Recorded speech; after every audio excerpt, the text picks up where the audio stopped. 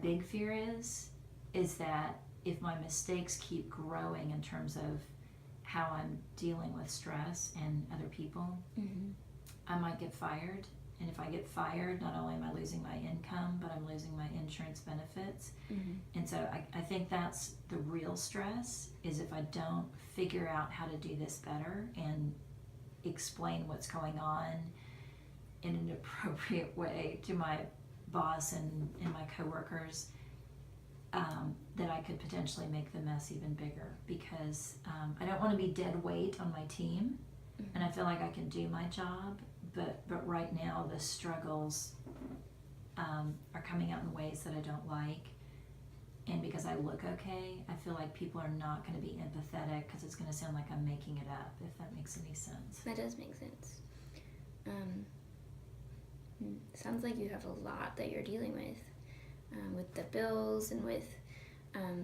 all the new, how your life has changed from your diagnosis and this brain injury. We see this a lot, and so you're definitely not the only person dealing with this. It sounds like you have a lot of anxiety and just you're just overwhelmed at all these new changes. Do you feel any anger mixed in about that your life has changed so suddenly and that you are having trouble figuring out how to do these things with feeling like you don't have any help? Yeah, there's those wonderful thoughts of why me and why now, because I feel like I've done so much to, get my education, and I'm the only one in my family who went to college, and I've done so much to grow and move up the ladder in my company, and I know that I'm a female in an industry that's dominated by males, so I feel like that's a really big deal and a really big success. And because I live out of state from the rest of my family, I was really proud of that independence, but now that I'm having these type of stresses related to my health, I sort of feel foolish thinking, gosh, if my mom lived next door, if my sister lived 15 minutes away, life would just look really different. So the things that I was so proud of for accomplishing, now I feel like I might have worked myself into such a place of independence that I don't have key support people around me in loving relationships that I would have had if I had made different choices in my life. And so when I'm feeling down about all this, my brain is kind of like processing,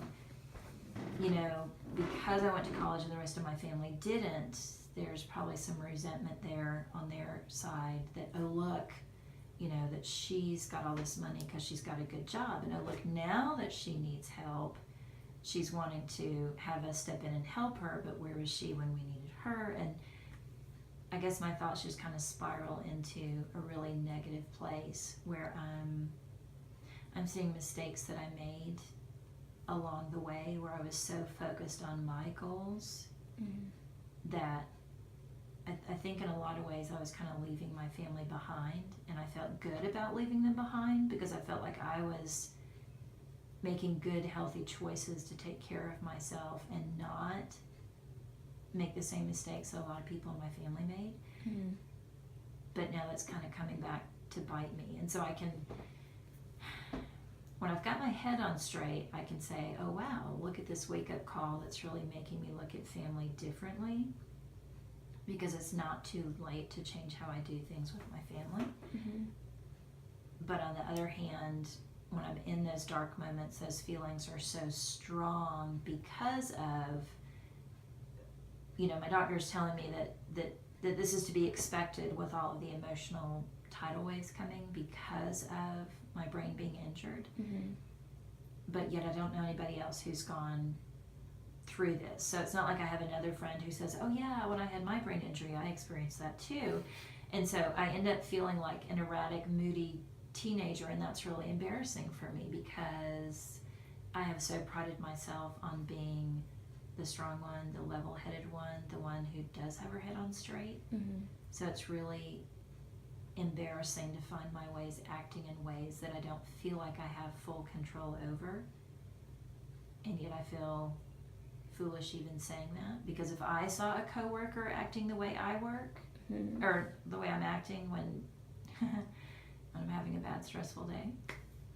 I know what I would think about that coworker, and so I'm realizing that other people are probably thinking that way about me, and so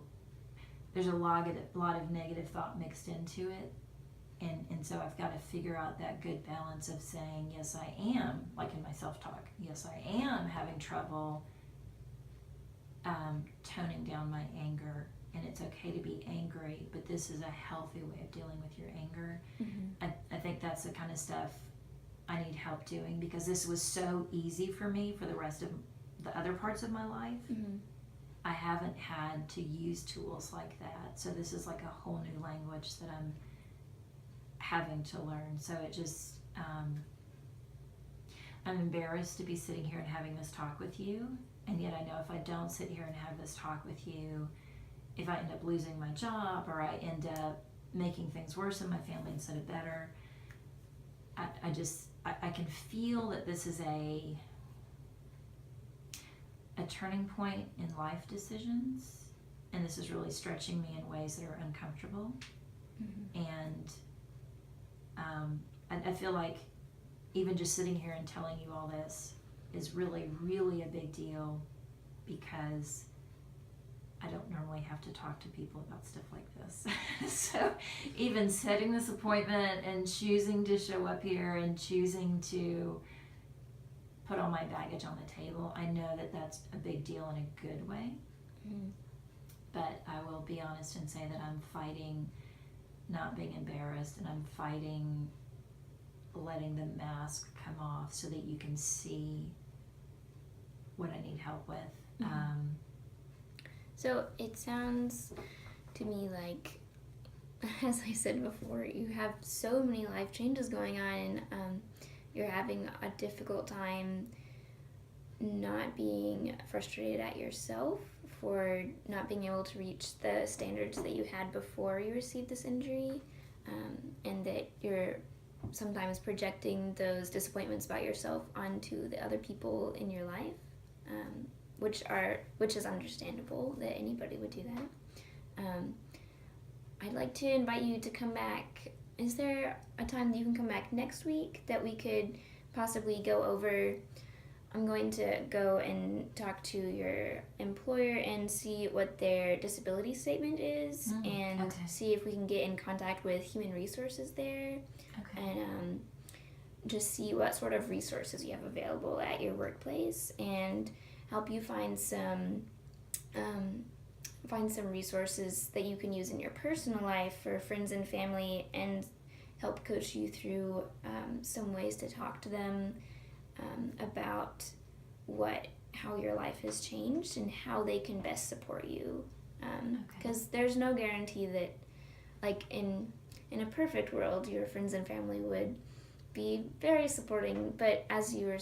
seem to be saying that there's some baggage there from the past, and so we can work through together how to deal with people who may not want to support you in this new change in your life. And we can also, as we are meeting in the next couple weeks, go through some different emotional regulation skills that you can learn, because I know you were saying that before this it was very easy for you and automatic to regulate your emotions, and so the good news is there are ways that you can train yourself to handle emotions that are very strong and that you feel like you have no control over, and we're gonna go over those so you can hopefully feel like you've gained some more control over your life and over your mind and your emotions.